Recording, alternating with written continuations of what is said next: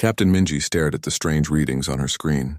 The ship's sensors had picked up something odd near the old asteroid field. Her science officer, Hyun, looked worried as he checked the numbers again.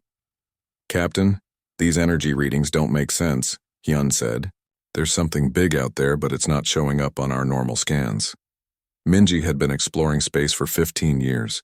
She had seen many strange things, but this felt different. The research vessel Perseverance was far from Earth, in a part of space where no one was supposed to live. "Take us closer," she ordered, "but keep our shields up." The crew of 12 moved quickly to their stations. They were used to finding strange things in space, but they were always careful. Space could be dangerous, and they were a long way from help. As they got closer, the readings became stronger. There was definitely something there, hidden behind the asteroids. It was big, maybe as big as their ship. "Captain," called out their pilot Kang from the front of the ship, "I can see something. It looks like a building, but it's floating in space." Minji moved to the front window. What she saw made her breath catch. Hidden between the asteroids was a structure unlike anything humans had ever built. It was made of some kind of dark metal that seemed to bend light around it. Strange symbols covered its surface, glowing with a soft blue light. "It's definitely not human," Hyun said quietly. "The design is completely different from anything we've seen." "Any signs of life?" Minji asked. Hyun checked his instruments. "There's a very weak power source inside. Something is still working after all this time." Minji made a decision that would change everything. "Prepare a shuttle. We're going aboard." "Captain, that might not be safe," Kang said. "Life is about taking risks," Minji replied. "Besides, we might learn something important." An hour later, Minji, Hyun, and 2 security officers were floating toward the alien structure in their shuttle. Up close, it was even more impressive. The symbols seemed to move and shift as they watched. They found what looked like an airlock. Hyun's scanner showed that the air inside was safe to breathe. The door opened with a soft hiss as if it had been waiting for them. Inside, the structure was filled with machines that hummed quietly. Everything was covered in a thin layer of dust, but the equipment still worked. Lights came on as they walked through the corridors. "This place is old," Hyun whispered. "Really old. These readings show it's been here for thousands of years." They found what looked like a control room. In the center was a large chair surrounded by glowing panels. And in the chair sat a figure that made them all stop breathing. It looked almost human, but not quite. It was tall and thin, with pale blue skin and large dark eyes. It wore clothes made of the same strange metal as the building. Most importantly, it was still alive. "Is it sleeping?" one of the security officers asked.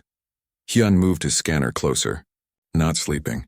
Some kind of deep preservation state, like our cryogenic freezing, but much more advanced." As if hearing their voices, the figure's eyes slowly opened. It looked at them for a long moment, then spoke in a voice like music. They couldn't understand the words, but somehow they felt peaceful. The alien wasn't afraid of them, and they found they weren't afraid of it either. Hyun quickly set up the universal translator that all human ships carried. After a few minutes, they began to understand each other. "I am June," the alien said. "I have been waiting so long for someone to find me." "We're humans," Minji said carefully.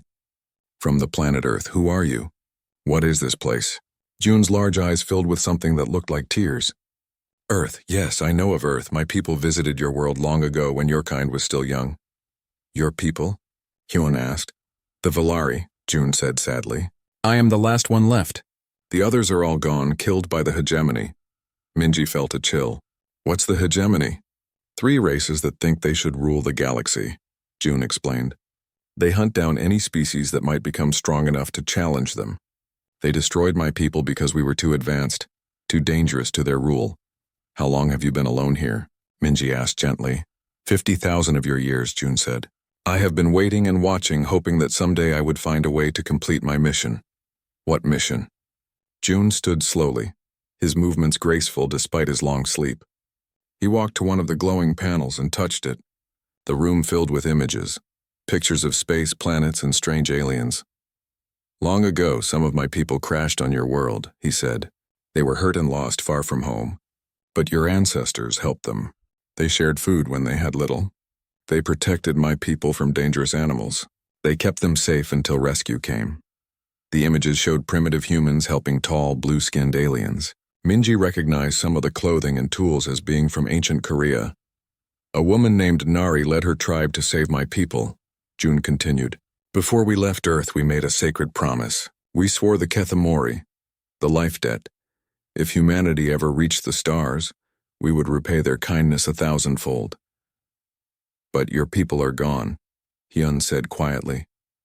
All except me. June agreed. I am the last keeper of the debt. And now that humans have found me, I can finally fulfill our promise. We don't need any payment, Minji said. What our ancestors did, they did because it was right. June smiled, and his whole face seemed to glow.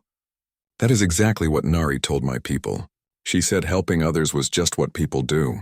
That's why we knew humanity would become something special. He touched another panel and new images appeared. These showed massive ships and weapons. The hegemony has been watching your species, June said, his voice becoming serious. They see how quickly you learn, how fast you spread to new worlds. They have marked humanity for destruction. Minji felt her blood turn cold. What do you mean? They are preparing to attack, June explained. They want to destroy humanity before you become too strong.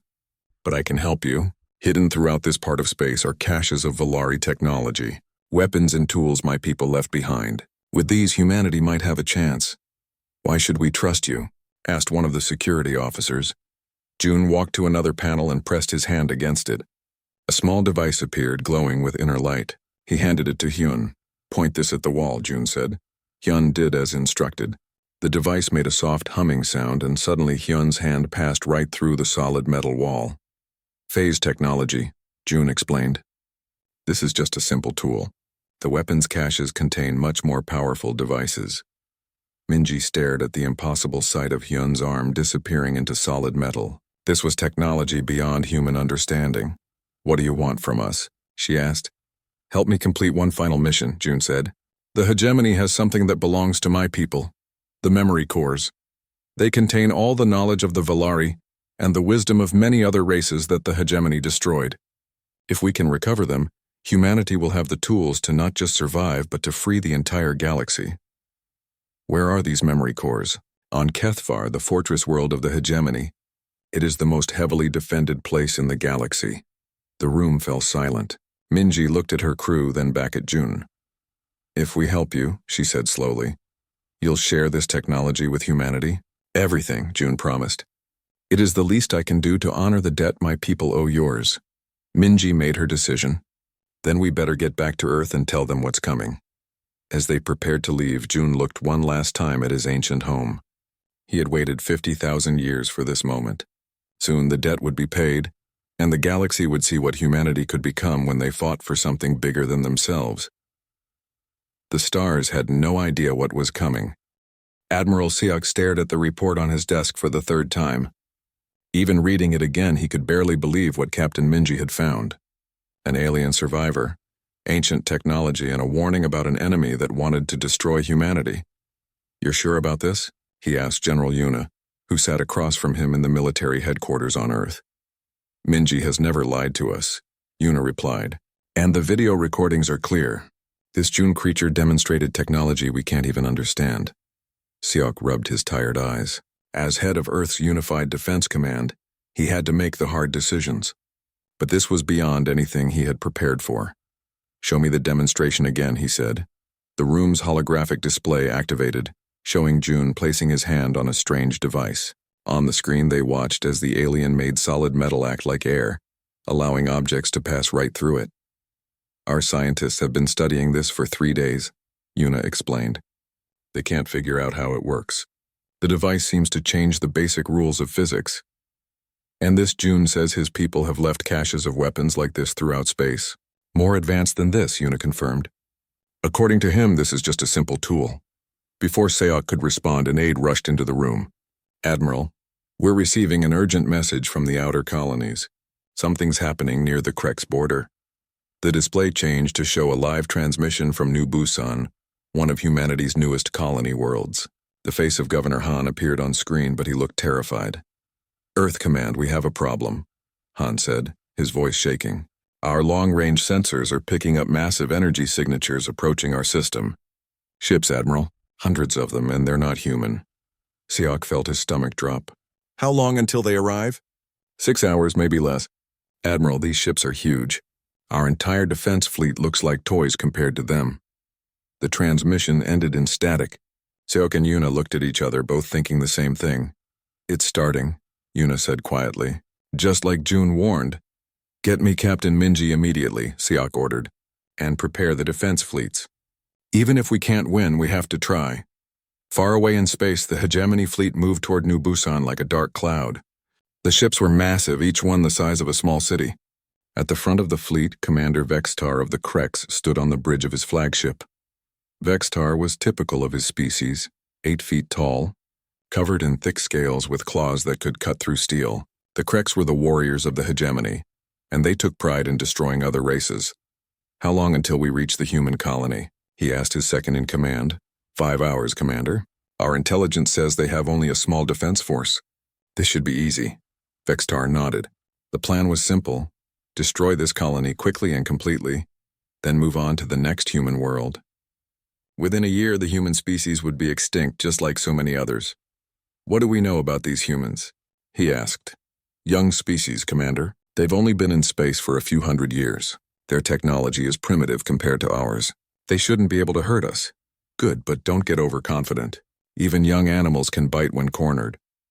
What Vextar didn't know was that deep in human space, Dr. Day was working frantically in his laboratory. Since June's arrival, the elderly scientist had been studying the phase device and trying to understand how it worked. It's incredible, he told his assistant. This technology doesn't just bend physics, it seems to rewrite the rules completely. Can we build more of them?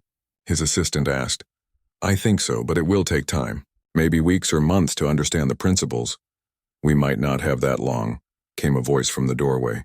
June stood there, having learned to walk around human ships despite his tall frame. The hegemony moves quickly once they decide to attack, June explained. But I can help you work faster. There are things about Valari technology that your instruments cannot detect. For the next few hours, Day and June worked together. The alien's knowledge was incredible. He understood science in ways that human minds could barely grasp. Under his guidance, they began to unlock the secrets of the phase device. Meanwhile, at New Busan, Governor Han was trying to organize a defense that everyone knew was hopeless. The colony had only 12 defense ships designed to deal with pirates and asteroid impacts. Against hundreds of hegemony warships, they might as well try to stop a hurricane with an umbrella. Sir, called his communications officer, we're getting a transmission from Earth Command. Admiral Seok's face appeared on the screen. Governor Han, help is on the way. Captain Minji is bringing whatever technology we can spare. With respect, Admiral, unless she's bringing a miracle, it won't be enough. Maybe she is, Seok said grimly. Just hold out as long as you can. The first hegemony ships entered the New Busan system like dark angels of death. They were sleek and deadly, their hulls black as space itself. Energy weapons charged along their sides, ready to rain destruction on the colony below. Commander Vextar looked at the small human fleet forming up to meet them and laughed. 12 ships? That's their entire defense? It appears so, Commander. Should we offer them a chance to surrender? No. The hegemony doesn't take prisoners from species marked for extinction. Destroy them all. The battle began with a flash of light that could be seen from the planet's surface. The hegemony ships opened fire first, their energy beams cutting through space like deadly lightning. 2 human ships exploded immediately, their shields unable to stop the alien weapons. But then something unexpected happened. The remaining human ships began moving in ways that defied explanation. They seemed to flicker in and out of existence, appearing in one place and instantly moving to another. What's happening? Vextar demanded. I don't know, Commander. The human ships are using some kind of technology we've never seen before. Captain Minji had arrived just in time with 3 of her ships, each equipped with the few phase devices that Dr. Day had managed to build. The devices allowed her ships to phase in and out of normal space, making them nearly impossible to hit. All ships attack pattern Delta, Minji ordered. Use the phase drives to get close, then hit them hard. Her ships danced between the massive hegemony vessels like gnats around giants. But these gnats had stings. Human weapons enhanced with Valari technology cut through hegemony shields like they weren't there. For the first time in centuries, hegemony ships began to explode. Impossible! Vextar roared. How are they doing this? The battle raged for 6 hours. When it was over, New Busan was saved, but the cost was terrible. 8 human ships were destroyed, including most of the colony's defense fleet. But they had also destroyed 30 hegemony vessels, more than the hegemony had lost in their last 100 conquests combined. Vextar retreated with his remaining ships, but his mind was racing. These humans had technology that shouldn't exist. Somehow they had weapons that could challenge the hegemony. Back on Earth, Admiral Siak received the battle reports with mixed feelings. They had won, but barely, and this was just the beginning. How many more phase devices can we build? He asked Dr. Day. With June's help, maybe one a day, but we need months to arm our entire fleet. We might not have months, General Yuna said. The hegemony will be back, and next time they'll bring everything they have. June stood quietly in the corner of the room, listening to the humans plan their defense. He remembered when his own people had faced the hegemony for the first time. The Valari had been confident in their advanced technology, but they had underestimated the hegemony's ruthlessness. There is another way, he said finally. The weapons caches I mentioned. There are 12 of them hidden in this sector of space. Each one contains enough technology to outfit 100 ships. How do we find them? Siak asked. I know where they are, June replied, but reaching them will be dangerous. The hegemony has been searching for these caches for 50,000 years. We don't have a choice, Yuna said. We need every advantage we can get. As the meeting ended, none of them realized that their small victory at New Busan had already sent shockwaves through the galaxy. For the first time in millennia, someone had successfully fought the hegemony and won. In the dark spaces between stars, other species that had hidden from the hegemony for generations began to whisper among themselves. Maybe, just maybe, the time for hiding was over. The galaxy was about to discover what happened when humanity decided to fight for something they believed in. Engineer Taiho had not slept in 3 days. His eyes were red from staring at alien technology, but he couldn't stop working. Every hour that passed meant the hegemony was getting closer to launching their next attack. The power cores don't make sense, he muttered to his assistant. According to our physics, they shouldn't work at all. Around him, the secret facility buzzed with activity. Hundreds of Earth's best scientists and engineers worked day and night to understand Valari technology. They had managed to build 20 phase devices, but they needed hundreds more. June walked between the workstations, helping where he could. But even he was surprised by what the humans were doing. You're not just copying our technology, he told Tejo. You're improving it. Tejo looked up from his work. We have to. Your people built these devices for Valari bodies and minds. Humans think differently. How so? Your people were naturally logical and careful, Taiho explained. Humans are messier. We take shortcuts, combine things that shouldn't work together, and somehow make them better.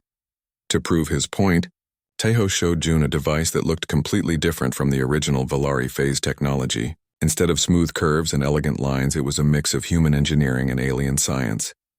This should not work, June said, studying the device. But it does, Taiho grinned, and it works twice as fast as your original design.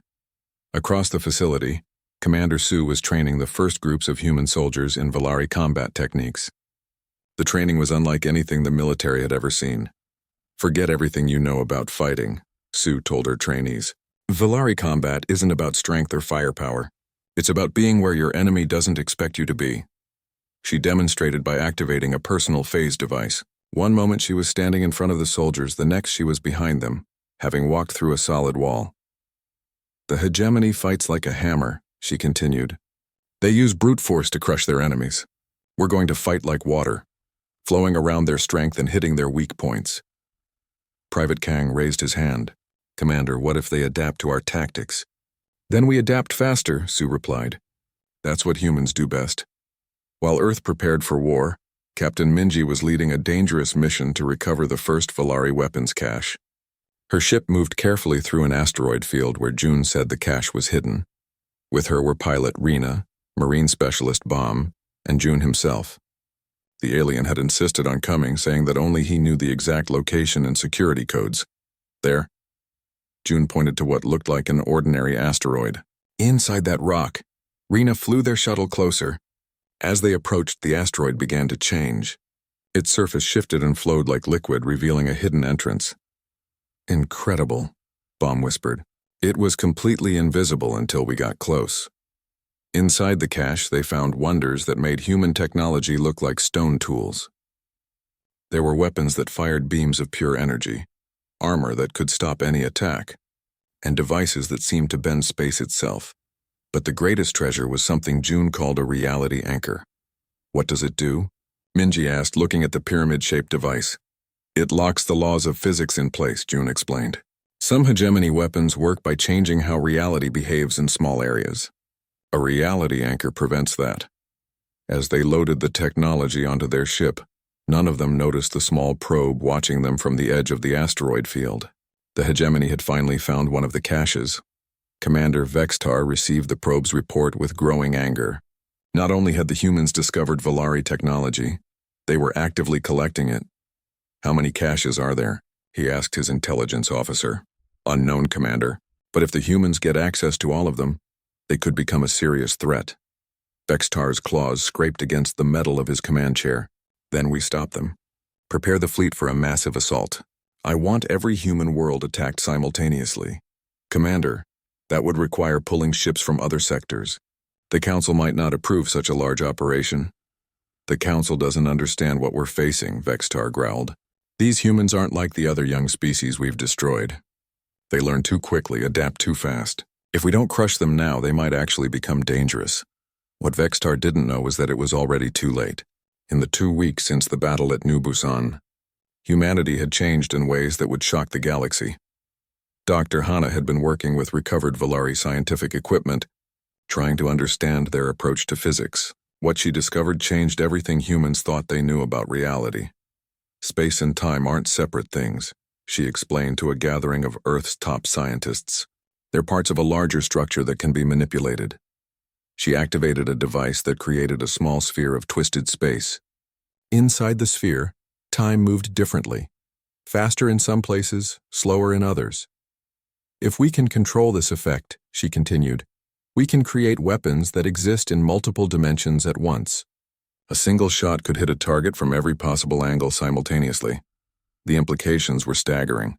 Humanity was on the verge of developing weapons that could make the hegemony's superior numbers irrelevant.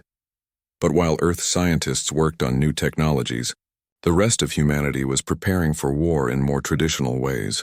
Factories across human space worked around the clock to build ships and weapons. Every person who could hold a tool was involved in the war effort. More importantly, word of humanity's resistance was spreading to other species. Captain Minji received a secret message from a group calling themselves the Free Traders, aliens who had been hiding from the hegemony for generations. We've heard about your victory at New Busan, the message said. If humans are truly willing to fight the hegemony, we can provide information about their fleet movements and weaknesses. Similar messages came from dozens of other species. For the first time in centuries, there was hope that the hegemony could be challenged. June was amazed by what humanity had accomplished in such a short time. His people had taken millennia to develop their technology, but humans were improving it in weeks. How do you learn so quickly? He asked Minji as they returned from another successful cache recovery. We have to, she replied. Humans have always lived on a dangerous planet. We learned early that if you don't adapt fast, you die. But it's more than that, June observed. Your species works together in ways mine never could. When one human discovers something, you immediately share it with all the others. Minji nodded. That's because we know we're stronger together than apart. Every human victory is a victory for all of us. As their ship approached Earth, they could see the changes that had taken place. New shipyards orbited the planet like metal moons. Defensive satellites bristled with weapons that mixed human engineering with Valari technology. Earth had become a fortress, but the most important change was in the people themselves. Humans had always been tough, but now they were focused with a purpose that burned like a star. They weren't just fighting for survival anymore. They were fighting for the freedom of every species in the galaxy. In the depths of space, the hegemony's massive fleet gathered for what they thought would be the final assault on humanity. Thousands of ships prepared to destroy every human world in a single, overwhelming attack. Commander Vextar stood on his flagship's bridge, watching the final preparations. This ends now, he said. Tomorrow, the human threat will be eliminated forever. But on Earth, Admiral Siak was making his own preparations. The first batch of human ships equipped with reality-bending weapons was ready for launch. Soldiers trained in impossible combat techniques stood ready for battle. Most importantly, 12 different alien species had secretly agreed to provide support when the fighting began. "Sir," General Yuna said as she entered the command center, "all fleets are in position. Earth's defenses are at maximum readiness." "And our secret weapon?" Seok asked. "Dr. Hana says the probability cannons will be ready in 6 hours. Seok nodded. The probability cannons were based on technology that shouldn't exist. Weapons that fired shots that existed in multiple realities simultaneously. A single blast could destroy targets in several dimensions at once. "Then we're as ready as we'll ever be," he said. "Let's show the galaxy what humans can do when we fight for something bigger than ourselves." In his quarters, June meditated on what was about to happen. For 50,000 years he had dreamed of this moment, when his people's debt would finally be repaid. But now he realized that the debt had grown into something much larger. Humanity wasn't just going to survive the hegemony's attack. They were going to win, and when they did, the galaxy would never be the same. The stage was set for a battle that would echo through history. On one side, the hegemony with their thousands of ships and centuries of conquest. On the other, humanity with their impossible weapons and unbreakable spirit. The sleeping giant was awake and it was angry. The hegemony fleet arrived at Earth like a storm made of metal and death. 3,000 ships darkened the space around humanity's home world, each one larger than anything humans had ever built. Commander Vexistar stood on his flagship's bridge, confident that this would be humanity's last day. "Begin the bombardment," he ordered. "I want every human installation destroyed within the hour." But as the hegemony ships charged their weapons, something impossible happened. The space around Earth began to shimmer and twist. Reality itself seemed to bend and flow like water. "Commander," his weapons officer called out in confusion. "Our targeting systems aren't working. The planet keeps changing position." On Earth's surface, Dr. Hana watched her reality anchors work perfectly. The massive devices had locked the laws of physics in place around Earth, making it impossible for hegemony weapons to function normally. "Phase 1 complete," she reported to Admiral Seok. "Their reality-bending weapons are useless here." "Excellent. Begin Phase 2. Across human space, Admiral Seok's plan unfolded like a deadly flower. Instead of waiting for the hegemony to attack Earth, humanity launched simultaneous strikes against hegemony positions throughout the galaxy. Captain Minji led the assault on the fortress world of Kethvar, where the Valari memory cores were hidden. Her ship had been completely rebuilt with Valari technology, making it unlike any vessel ever seen. "Remember," she told her crew, "we're not just fighting for ourselves. Every species the hegemony has enslaved is counting on us." Her ship phased into normal space directly above Kethvar's capital city. The fortress world's defenses immediately opened fire, but their weapons passed harmlessly through Minji's ship as it phased in and out of reality. "Target the main defense grid," Minji ordered. "Use the probability cannons." The weapons that Dr. Hana had developed fired beams that existed in multiple dimensions simultaneously. When they hit Kethvar's shields, the barriers simply ceased to exist across all possible realities. Meanwhile, across the galaxy, human fleets were striking at hegemony worlds with tactics that seemed impossible. Ships appeared from nowhere, attacked with devastating effectiveness, and vanished before the enemy could respond. Commander Su led ground forces that moved through solid walls and struck from directions that shouldn't exist. Her soldiers had learned to fight in ways that defied everything the hegemony knew about warfare, but the most shocking development was happening in Earth's orbit.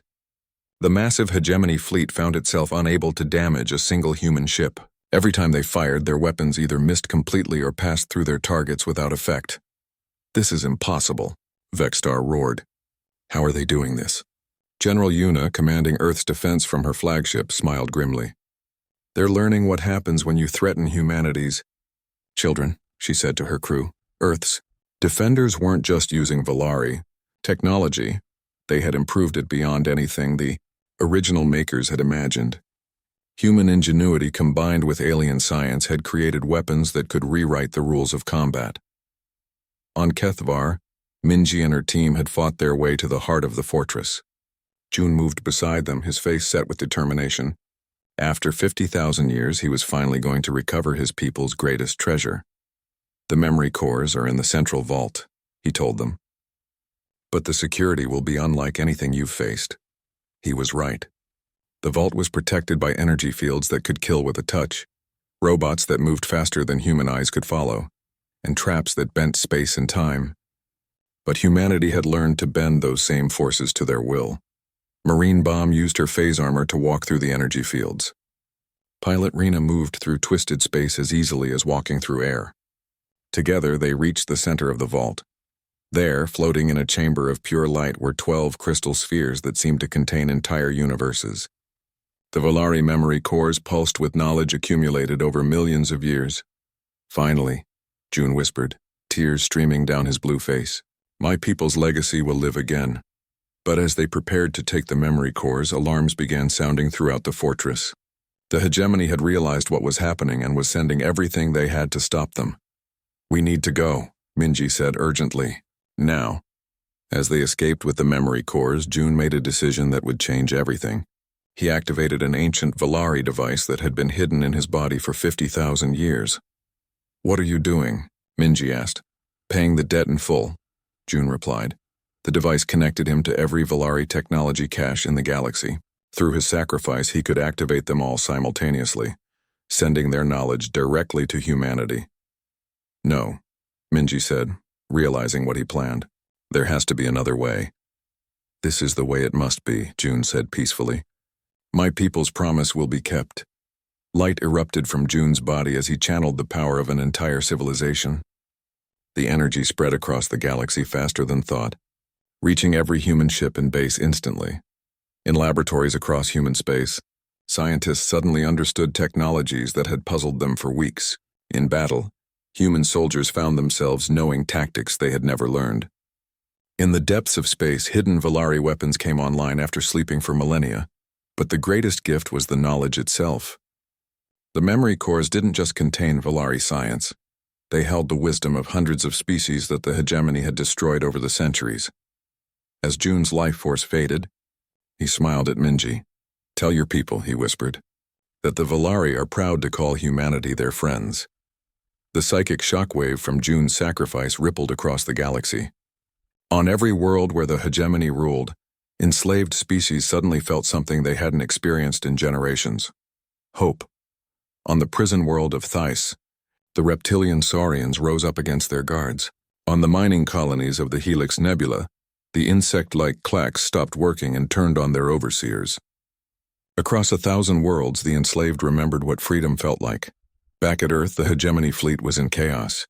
Their ships were being destroyed by weapons that shouldn't exist, and reports were flooding in of rebellions throughout their empire. Commander Vextar watched his mighty fleet falling apart and finally understood the truth. Humanity wasn't just another young species to be crushed. They were something the galaxy had never seen before, a people who fought not just for themselves, but for everyone. Commander, his communications officer said with panic in his voice, we're receiving surrender requests from 12 sector fleets. The rebellions are spreading faster than we can contain them. How many ships have we lost? Vextar asked. Over half the fleet, Commander, and the humans haven't even used their main weapons yet.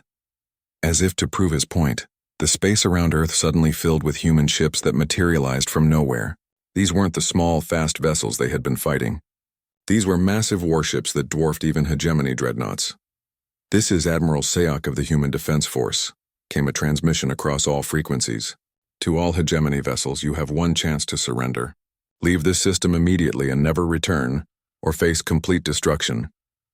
Vextar looked at the impossible human fleet surrounding his forces, ships that moved through dimensions, weapons that rewrote reality, and soldiers who fought with the knowledge of a dozen extinct civilizations. For the first time in his life, the proud Krex warrior felt fear. All ships, he ordered quietly, retreat to the outer systems. As the hegemony fleet limped away from Earth, Admiral Sayok stood on his flagship's bridge and watched them go. Around him, his officers cheered, but Sayok felt only sadness for June's sacrifice. Sir, General Yuna said, approaching him. What are your orders? Sayok looked at the display showing the galaxy-wide rebellions that June's sacrifice had triggered. Hundreds of species were fighting for freedom, and they were looking to humanity for leadership. "Begin Operation Liberation," he said. "It's time to free the galaxy." The debt that had begun with a simple act of kindness 50,000 years ago was finally paid. But its payment had created something much larger, a galaxy-wide revolution that would reshape the universe forever. Humanity had learned that the greatest weapon wasn't technology or tactics. It was the willingness to sacrifice for others, to fight for those who couldn't fight for themselves. The galaxy would never be the same.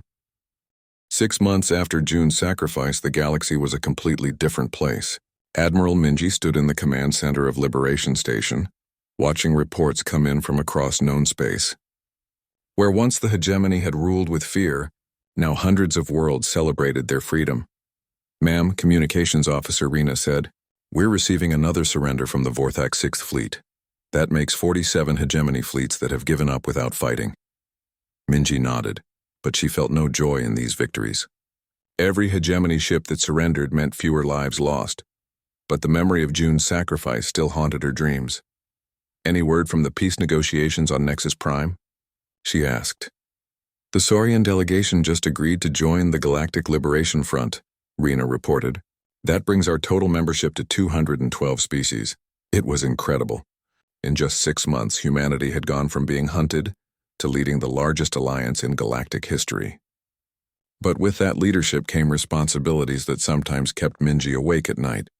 The door to the command center opened, and Dr. Hana entered carrying a datapad. The scientist looked tired but excited. "Admiral, you need to see this," Hana said. "We finished analyzing the data from the memory cores." Minji followed Hana to the main display. What she saw there made her breath catch. The screen showed a 3-dimensional map of the galaxy, but it was unlike any map she had ever seen.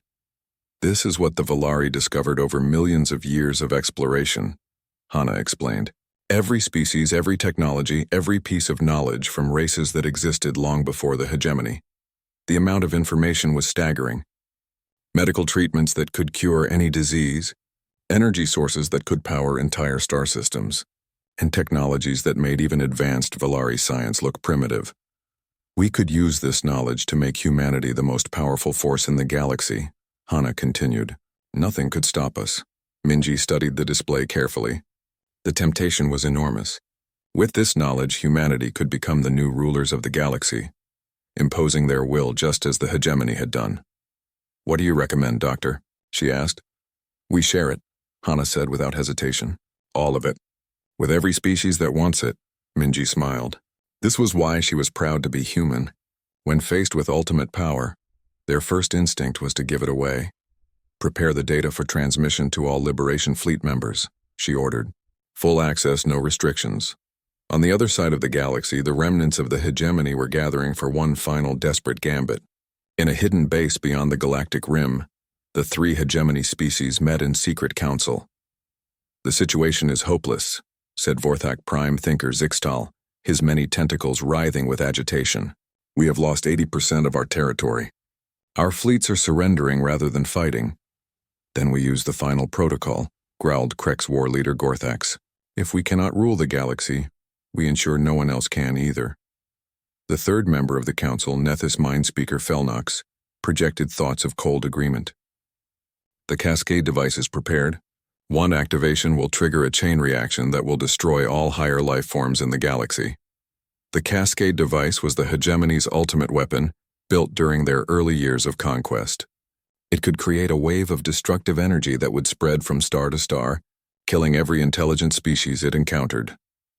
"The activation codes require all 3 of our species to agree," Zixtal reminded them. "Once we begin, there is no stopping it." "Better a dead galaxy than one ruled by inferiors," Gorthax snarled. But their plan had a flaw. Engineer Tejo, now head of human intelligence, had been monitoring hegemony communications for months. His network of reformed hegemony soldiers and liberated slaves had infiltrated every level of their organization. "Admiral," he reported to Minji urgently, "we've intercepted communications about something called the Final Protocol. They're planning to destroy all life in the galaxy rather than accept defeat." Minji felt ice in her veins. "How long do we have?" "The device is hidden in the Maelstrom Nebula." If they activate it there, the cascade effect will reach Earth in 72 hours. Can we stop it? Maybe. But it would require someone to manually override the device from inside the nebula. The energy levels there would kill anyone who tries. Minji closed her eyes. After everything they had accomplished, after all the lives saved and worlds freed, it might all end because 3 species refused to accept that their time was over. "Assemble a volunteer team," she ordered. "I'll lead it myself." "Admiral, you can't," Rena protested. "If the energy doesn't kill you, the hegemony guards will." "Someone has to try," Minji replied. "We didn't come this far to let them destroy everything out of spite." Word of the mission spread quickly through the Liberation Fleet. Within hours, volunteers were arriving from across the galaxy. Saurian warriors, Clax engineers, former hegemony soldiers who had switched sides, and hundreds of humans all demanded the right to join the mission. But as they prepared for what might be humanity's final battle, an unexpected message arrived. It came from the hegemony's own core worlds, transmitted by someone calling themselves the Conscience. To the human liberation forces, the message began, "We are a group of hegemony citizens who reject our leader's final madness. We can provide you with the override codes for the Cascade device, but you must promise that when this is over, you will show mercy to our peoples." The message included detailed schematics of the device and its location. More importantly, it proved that even within the hegemony, there were those who chose hope over destruction. Minji led a fleet of 50 ships into the Maelstrom Nebula. The space storm was unlike anything in nature, streams of deadly energy that could tear apart any normal vessel. But human ships enhanced with Volari technology and powered by the knowledge of extinct civilizations moved through it like it was empty space. At the heart of the nebula, they found the Cascade device.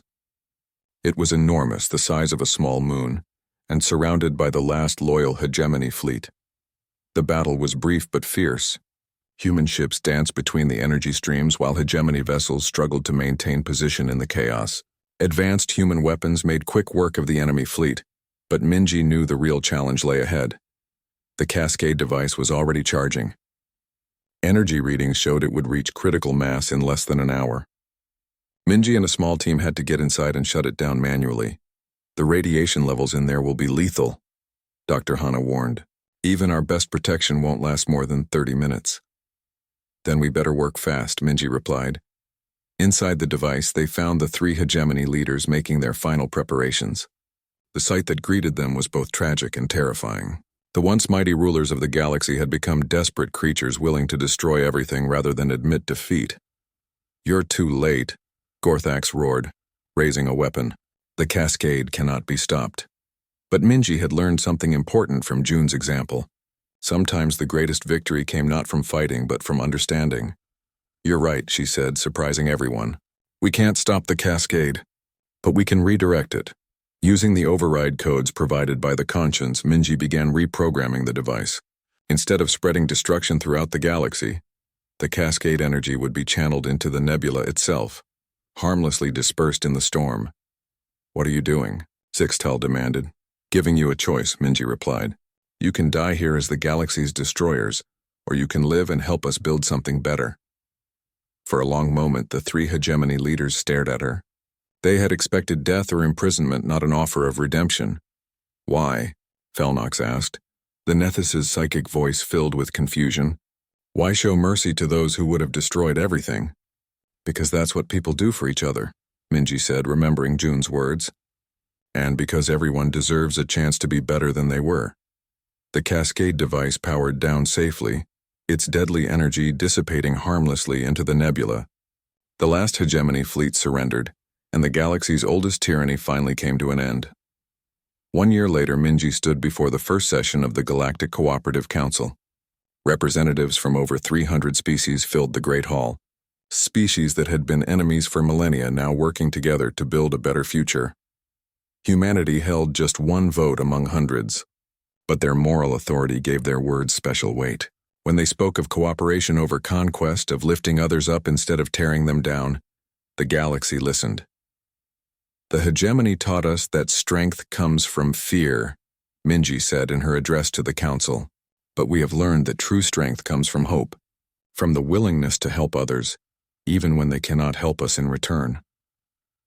In the audience, she could see the 3 former hegemony leaders. Gorthax now led reconstruction efforts on worlds his people had destroyed. Zixtal used his species' analytical abilities to coordinate resource distribution. Felnox helped resolve conflicts through psychic mediation. They were proof that even the worst could change when given the chance. After the session, Minji walked to the memorial garden where a statue honored June and all those who had died for freedom. At the base of the statue, fresh flowers appeared every day left by beings from across the galaxy.